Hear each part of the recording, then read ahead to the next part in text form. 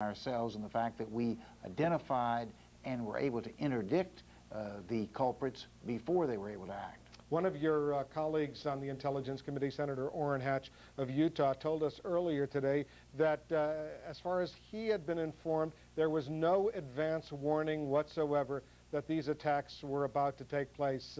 Is that what you're hearing as well? Yes. There had been a general heightening of concern about the potential of terrorism over this summer, but no operational information that would have allowed us to have taken interdictive action against this specific event. Does that suggest to you, Senator Graham, that there was an enormous intelligence failure here, that the massive resources of the U.S. intelligence community had no indication whatsoever about this highly sophisticated attack?